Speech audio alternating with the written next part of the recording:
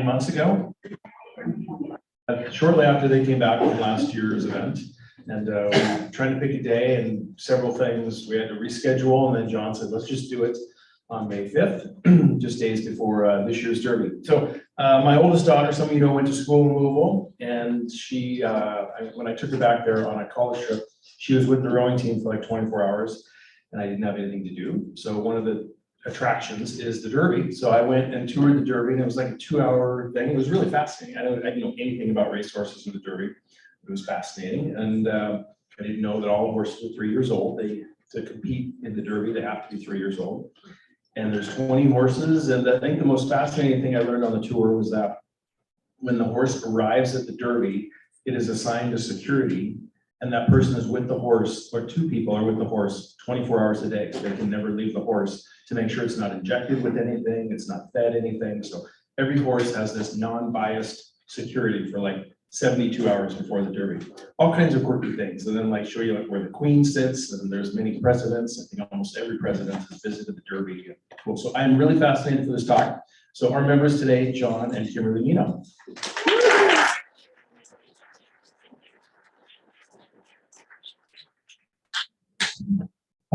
This meeting is being sponsored by Woodford Reserve. All right.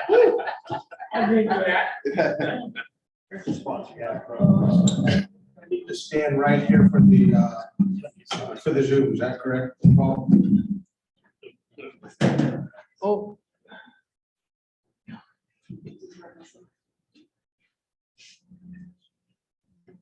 What we got going on here? We've got a problem with you. It was on. Try it again. I'm just supporting evidence for today. John's actually gonna present, I'm just gonna add in what he forgets. That's not what you were doing. And I'm just gonna serve drinks. What am I speaking on? Change that view. Oh, hang on. You can do it from there, man. Yeah, I'm gonna try it.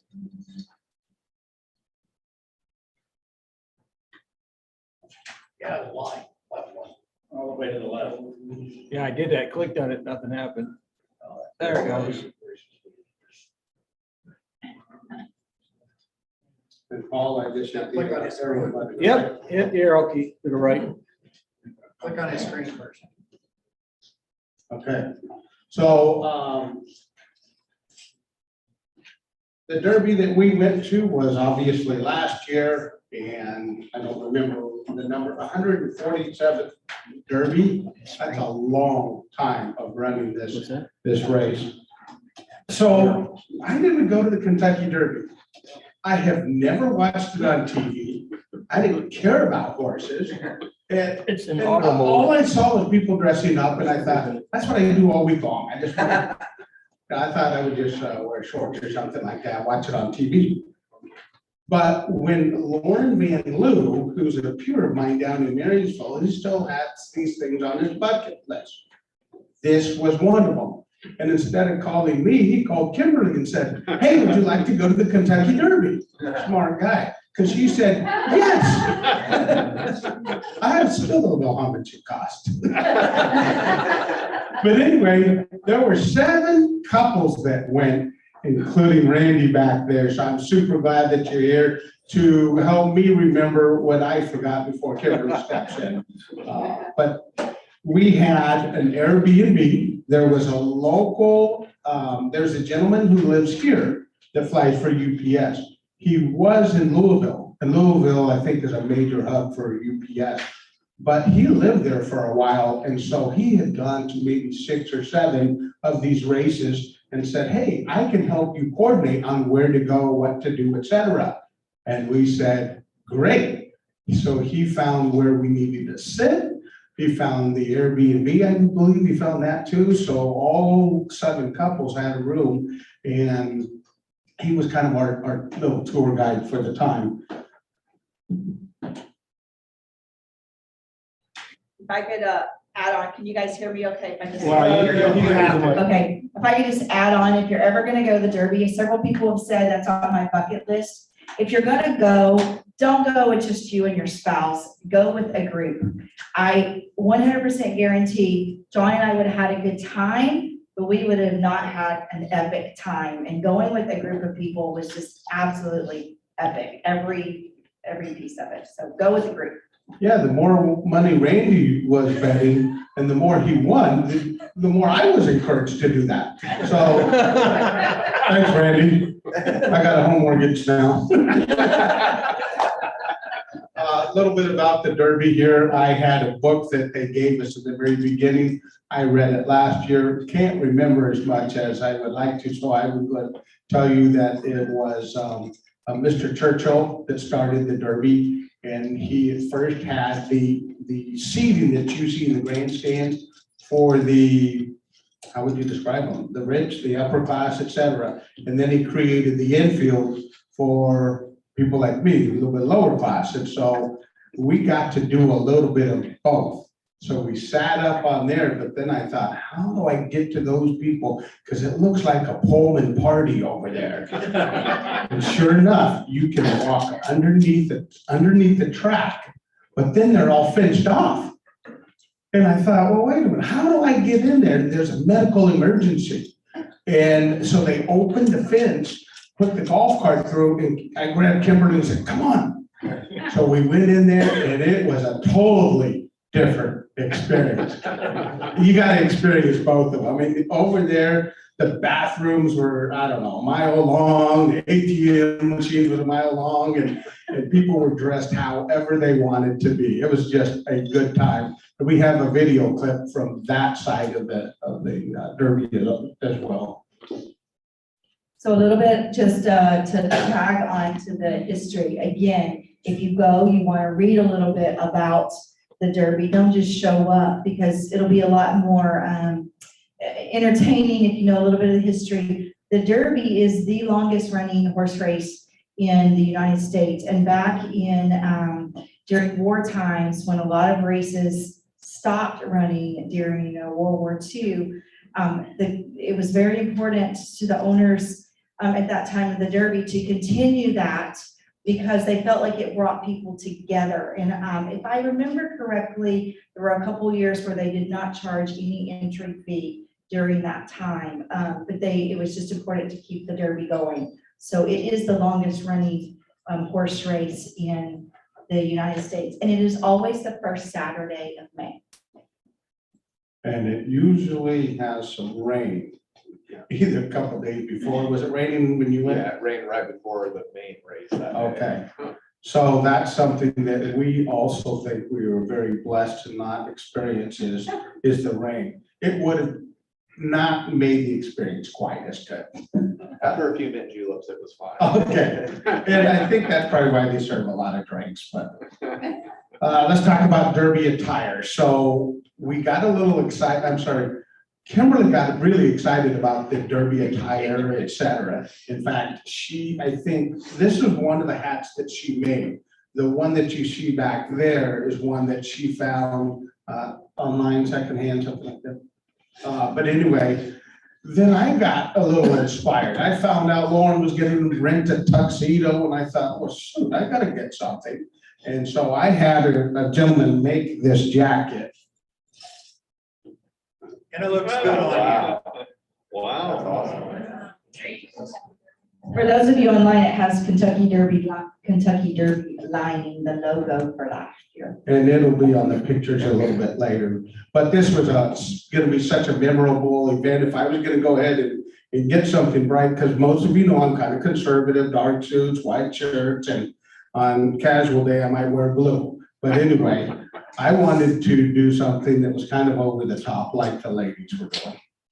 Okay, so I'm gonna talk a little bit about attire and hats. So I don't know how many of you grew up watching the Derby, but I grew up watching the Derby the first Saturday in May. I was from Louisiana, and I don't know it. For us, it ran about 3 o'clock, and so at 3 o'clock, what everybody was doing, they came in and we watched the Derby. Another thing about the Derby, it's not just one race. It's like 14 races. Starts at 10 in the morning and it goes all day. John's gonna talk about that, and it's like one of the last races of the day. But anyway, the attire is a big deal. Men typically wear a suit or at least a jacket and slacks. Bow ties, John wore a bow tie one day, and also the Derby is a 2-day event. The Oaks are run on Friday and the Derby runs on Saturday, so we went to both days. So for men, definitely they're sporting their finest attire. Typically seersucker is very big. It's usually hot, so they wear lighter weights. Linen is also very big for men there. Something that we saw, and I have some pictures of, are a lot of patterns, like Derby pattern suits. Those were kind of fun and weird, but anyway, that was cool. And always a hat. A man has to wear a hat as well. And then for ladies, you saw everything, really Oh, yeah, you did. everything from very simple to very outlandish. And we have some pictures of hats on there. But I think that what I would like to talk most about the hat. So I did make this hat, but when I went, it didn't have all of this in it. When I went, it just had some little stuff on the top because it's not easy to find stuff around here to make a big hat. But when I got to Louisville, we went to a hat shop. And ladies spend upward of $1,000 on hats, okay? This hat shop that we went to, and most people will have them made and they will match their dress. Is kind of what people do. And I could have bought one like off the rack there at this hat shop for around $200. But they also have a room that's like this big with all of this kind of stuff in it. So the ladies in our group, there were 7 of us, we all went and we bought embellishments to, and I had brought a hot glue gun and we embellished our hats with these cool things. So my hat did not start out looking quite so cool. And then my other hat that Jenny has on that I wore on Friday, that I found on a site similar to eBay, Macari, and it was pretty cheap, $20 or so. So, and I want to say one more thing about attire. And if you know John and I'm very thrifty. I am a thrifty person. John, not so much, and only because he works 24/7 and I don't know, he thinks milk's supposed to cost $5 a gallon. I don't know. So my whole ensemble from head to toe cost $35. I'm not gonna tell you what his whole ensemble cost, including my shoes. So the attire is a really the attire is a really big deal at the Derby. So if you go, embrace it. And from the Pacific Northwest, we tend to be very understated, downplayed. If you go to the Derby, you have to embrace the all of it. Okay. So even though for me, I felt like this was over the top, it was not over the top at the Derby. Okay, so we got really lucky. If there's a silver lining to COVID, this was it. They limited the amount of people that could be there. So of the 21 people, we had 3 rows of seats and maybe 20 seats on each row. So 50% capacity, right, Randy? It's 50% capacity, and we had 40 seats for the 14 people that we had there. We had no bathroom line. We had no drink line. We had no line for food. So he said, yeah, wow. So if I had to go to the bathroom real quick, I just went and there was no line. It was totally incredible. So that's my experience. And I'm not going to go back because I don't think so no rain. We had plenty of seats, no lines at the drinks, etc. And you'll see that we took advantage of those because I took a picture of all these free cups that were on our bed at the end of the day. But the free drinks were because it was all inclusive, and that was the first time. So Joe asked where we got all of these cups for to serve everybody today. I told him that Mr. Meno consumed most of those at the Derby. But I was with a cougar who told me how to drink all day long and still stay standing. I was well trained. You know, if you don't know what you're doing, bring a cougar. It was a pink day. I didn't really worry about what day it was. She told me what I was going to wear this day and what I was going to wear this day, and it all worked out. But on Friday, when we went to the Oaks, we went right when it opened and stayed to the very end.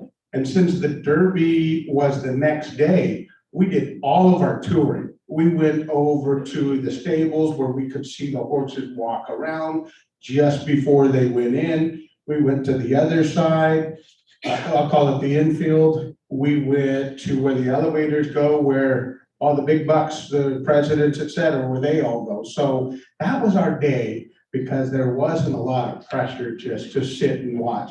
Like Kimberly said, I thought the Kentucky Derby is one race. Well, they started racing all day long. And so I downloaded an app where I could just bet on there, but I also went up to the little gates just so I could have that experience.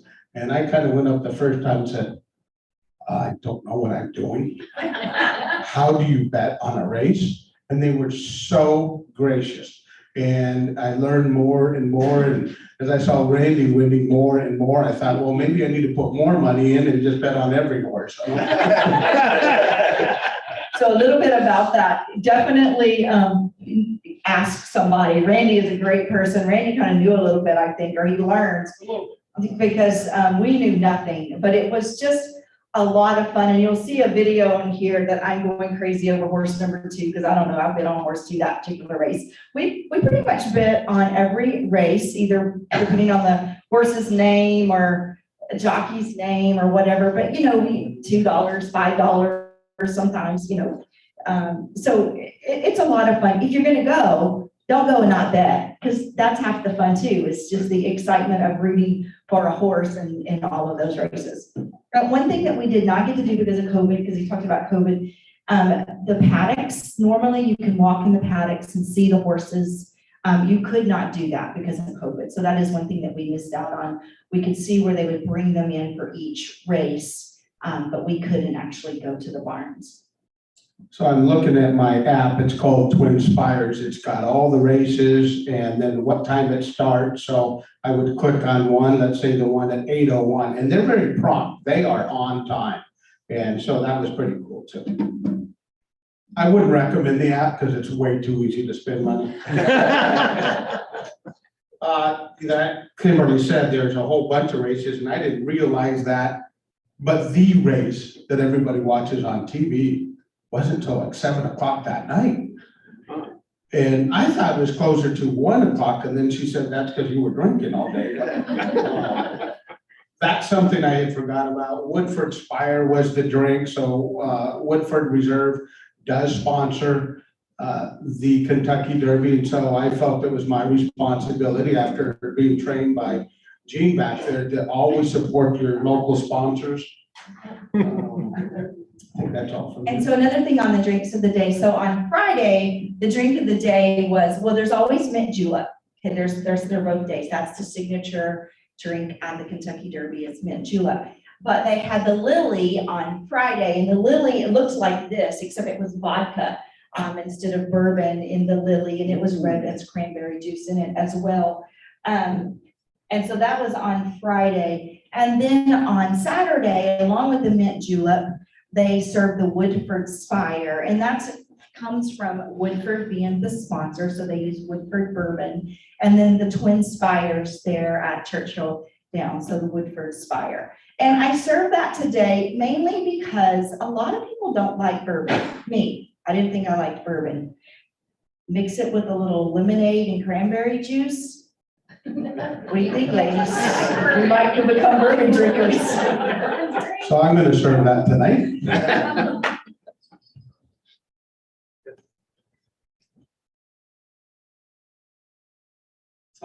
We do have the slides broken up into 2 different places. So one we'll talk about, and you'll see pictures and videos of the Derby. And at the very end, we're going to cover the bourbon tasting. Since we were going to Kentucky, I decided that I should go, love to hike around here, but they had this thing called the Bourbon Trail. So I wanted to hike this Bourbon Trail. And so we got out the map, and you can search Bourbon Trail. And the elevation's not too bad until you have, towards the end of the trail, the elevation's a little bit harder to walk. But anyway, the first day we did some recon, and we went down to Maker's Mark. It was just south of Louisville. And then after some people left, we started doing some of the other ones, but that's a whole trip by itself. And so that's something I would like to do. We did find out that right by the Louisville Slugger Museum, and you gotta go do that if you're in Louisville. But they also have a distillery, Piermont or something. But we were going on the tour and this gentleman that I'd seen on the pictures walks by us. And then somebody else noticed too and said, "Hey, are you Mr. So-and-so?" Sure enough, it was him. We found out he had an Edward Jones account. So our experience went from normal to a little bit higher. And it was just great. He was the nicest guy in the world, but just to talk to one of those owners and the passion that everybody has who works in that area, in the Bourbon area, it's just incredible. It's what they love. If you have a chance, it's on one of those streaming media things. It's called NEAT, N-E-A-T. Watch that. I think it's about an hour long, but it talks about the bourbon process. I had no idea it was that complicated, and so much detail went into that, but NEAT is the name of that. Okay, so we're gonna end with just a slideshow of some of our pictures. There's like 150 of them, but that's down from John had like 400 in there. I'm like, honey, they're not here all afternoon. Let's take pictures of Randy Wendy. So, and it's, I know people are needing to leave here coming up soon, so the bourbon tasting and Louisville Sluggers at the very end, so we'll get through the Derby stuff. And I was just gonna, before we start that, because we're just gonna let it run, maybe ask her questions and ask Randy, what's the main things we forgot? No, you gave a great summary. Oh, I see that. I see it on your previous slide, you said seating. Where is the best place to sit? So we sat in section Microphone. We sat in section 226, I think it was on there, and that was, you'll see kind of where our seats are, but it's so that you could see the horses coming around the last turn into the flats, into the straightaway toward home. So we were not in the main section close to the finish line. We were more over toward we were at the starting gate of the Derby, and we could see them. And I have a video too that shows kind of toward the end of the last turn and then through the straightaway. Or the infield for the cheap seats. Yeah, and that from those seats, to give you an idea, because the TVs don't always show this, but from our seats, if we look to the left, we could see the University of Louisville Stadium. That's how close it was. And I saw your daughter, she was studying blinds closed. Jordan's a service student. How far in advance did you have to get those tickets? How far in advance do we get our tickets? Randy, you know, Lauren took care of literally Lauren Van Loo planned the entire trip. And he said, send me a check for this much. And I sent him a check. He bought our tickets, he had our Airbnb, we did our own flights.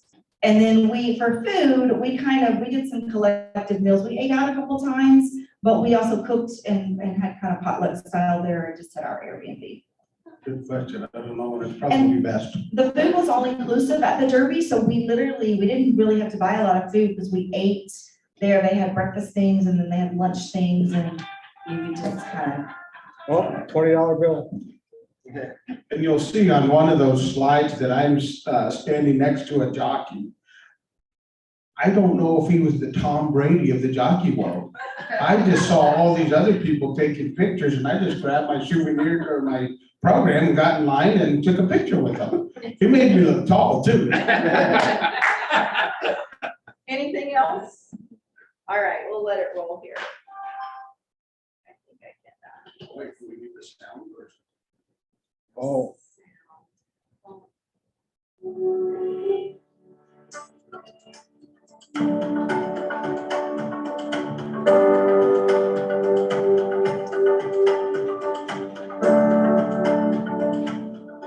You can leave it up.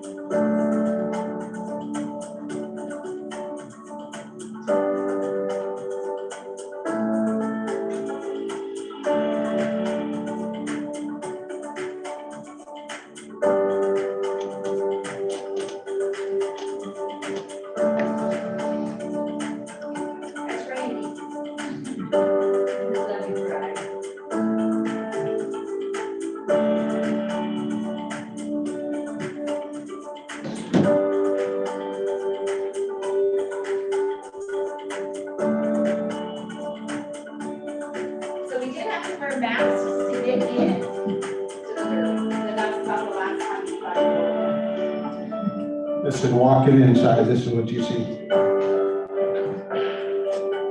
Not the crowds I was thinking about.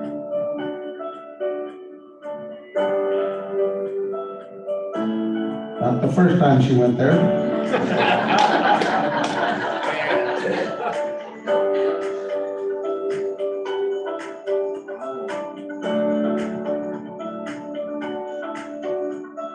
Did John tie that bow tie?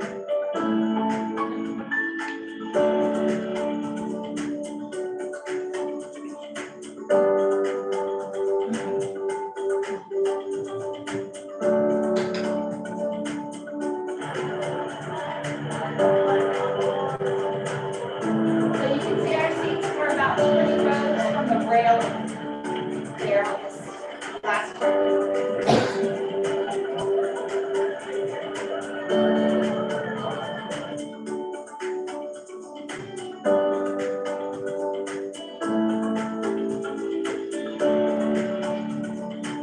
That's COVID seating.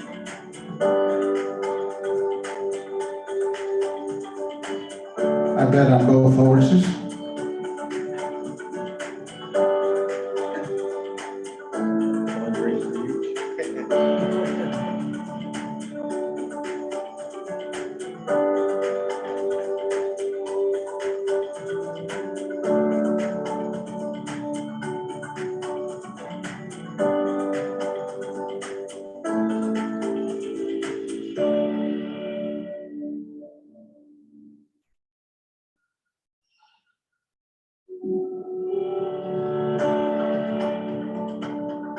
Those pants don't fit anymore.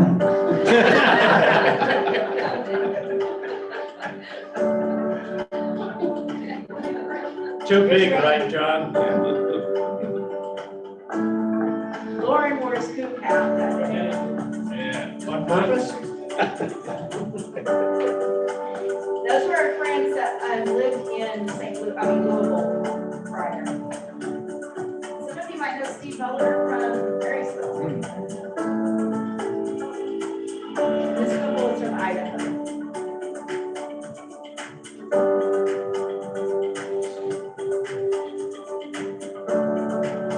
That's Boron County, they're financial guys.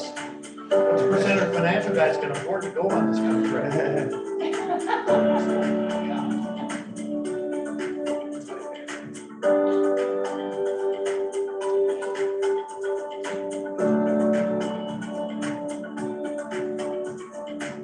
Here's some of the outfits. I don't know where she got a hat box that way. The hats were beautiful.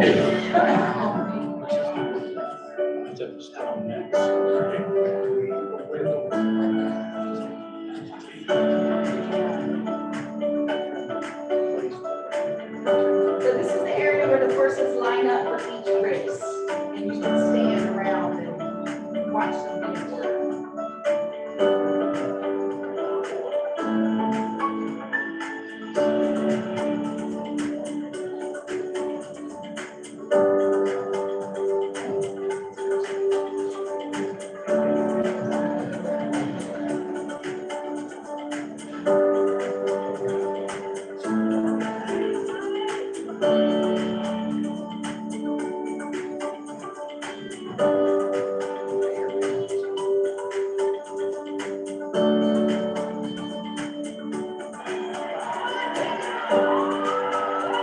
So you'll notice here they're racing on the infield and the green on the grass. The younger colts, the 2-year-olds that raced earlier on this day, some of them raced on the inside track.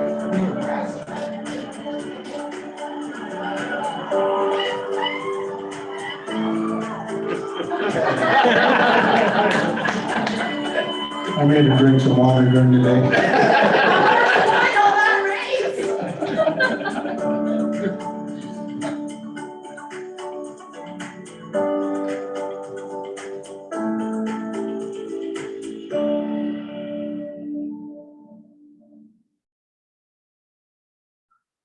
This is where you actually go under the track.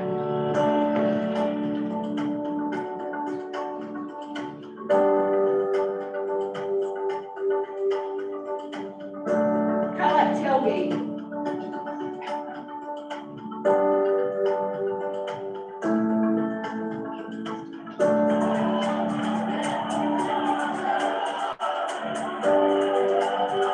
our seats are directly across that section before the eyebrows.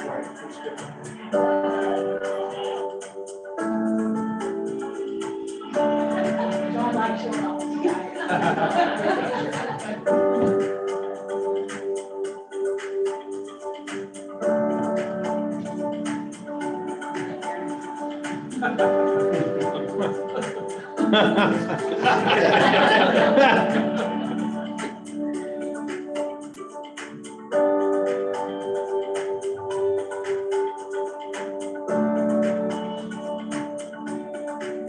And this is coming up to the Derby race.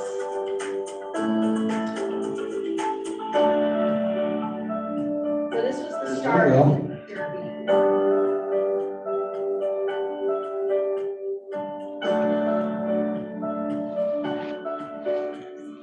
That is an excellent shot, boss.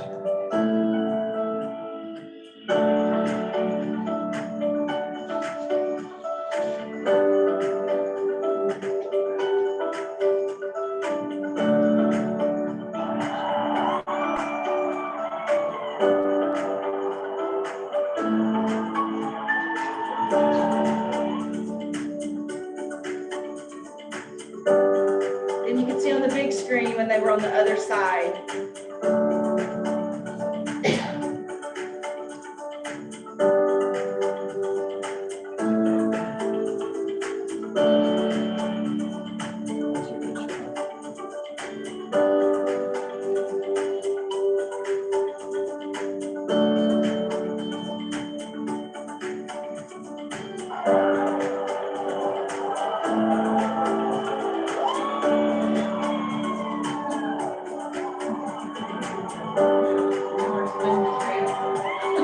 No, my horse did not run the Derby. One time.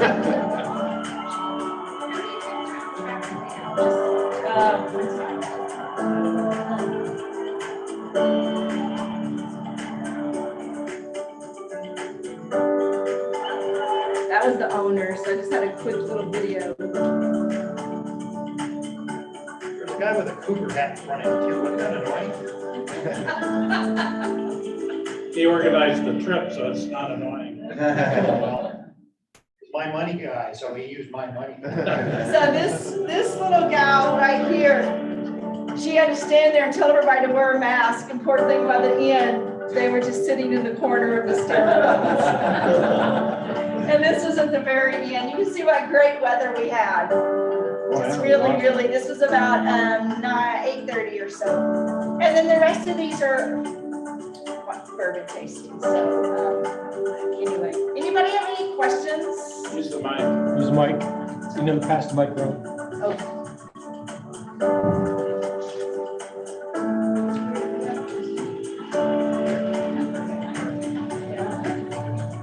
Did you get to the Louisville airport? That's where we live. Was there a lot of corporate jets there? I don't recall. We have a separate airport. There we go. Yeah. The executive airport is separate, with where the corporates go. They don't hang out with the, we weren't, we were American Airlines. Why do the horses have to be free? And what do they do in the mountain? Why do the horses have to be 3? And what do they do with them afterwards? Randy, help us out. Dave? Oh. I don't know what the age. They breed them after. It's just a rule that they can only run the race one time and they have to be 3 years old. And to answer Carrie's, the track's 1.25 miles long. And also, I think some of that could be with just their development. That's when they're able to run that length. That's why a lot of the 2-year-old races run that shorter length on the inside track. John, did you have a favorite bourbon? Yes. Do you remember what it was? Yeah. The last one. So I'd like to kind of say a couple things. First of all, thank you to Grace Meno for putting this together. We needed some tech help. And then also, if you guys don't mind leaving the glasses. We'd love to have a Kentucky Derby party again, so we'll take those home. So go ahead and drink, and if you'd like a little bit more, I know we've got some. Thank you all. Appreciate it.